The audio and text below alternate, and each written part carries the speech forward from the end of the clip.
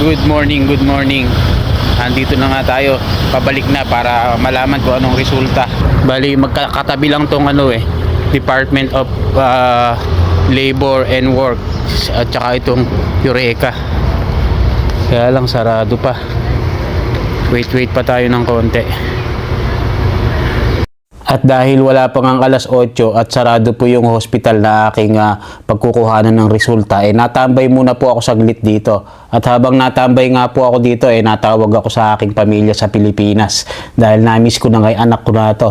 Nung iniwan ko nga lang po ito, 6 months pa lang. Ngayon, magpa 5 years old na po. Kalbo. Ano?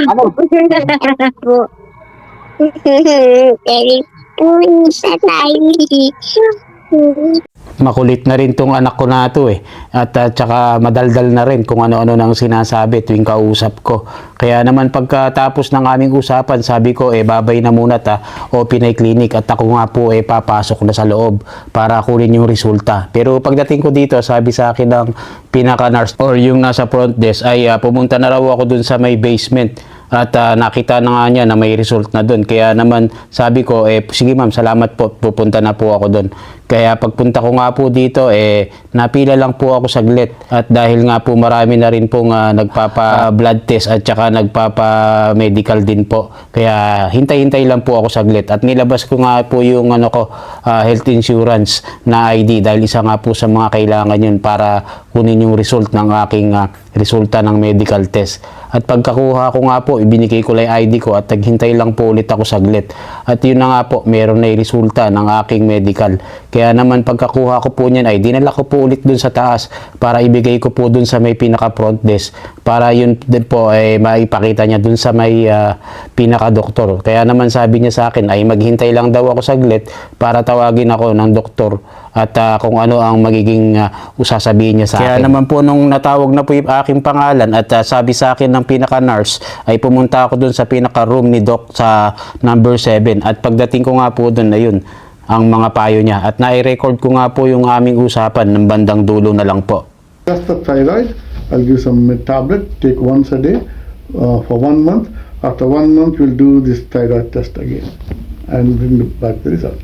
After 1 month daw? 1 month. After 1 month of the tablet, do the test and bring back the result. And once it comes down, we have to stop it. Right? And what kind of job you do? I'm a sushi chef, Doc. So sometimes I'm feeling tired and I'm feeling sick. Sometimes I'm because of this, because of thyroid, you feel tired and little fatigue. You get fatigueness very often. Okay. Okay. And Doc, what is food is not take? Eat too much of bottled juices. Don't eat white rice. Don't eat white bread. Don't eat any Irish potato. Right? Don't add too much sugar to your tea or something like that. How about coffee? I just coffee every morning. Black coffee with Coffee without sugar is fine. Thanks. So I'll give sick leave for 3 days. How many days you want me to give to take rest? Thanks, Doc. Where you live? Just one day, Doc. At yun nga yung mga payo sa akin ni Doc. At marami rin po siyang binanggit sa akin about sa may result ng aking medical. Hindi naman po siya ganun kalala, sabi sa akin ni Doc. Medyo may mataas lang daw ng konti kaya marami siyang binawal po sa akin na mga pagkain. At in-advise niya nga po ako ng mga bawal nga po tulad po ng nabanggit ko po sa aking vlog. Or yung napag-usapan po namin. Bali ang pinaka mataas nga po sa akin yung pinaka sa thyroid daw po. Kaya ayun ang pakiramdam ko na palagi akong nilalagnat at saka nanlalata. Isa nga daw sa symptoms yun. At ihi ng ihi at palagi nga pong nauhaw. Kaya sabi sa akin ni Doc, bawasan lahat ng matatamis na pagkain para bumaba lahat ng aking result sa next ko po, check up sa kanya after kong i-take yung medicine ko sa loob ng 1 buwan. That's good. Uwi na tayo. God is good all the time. Alright.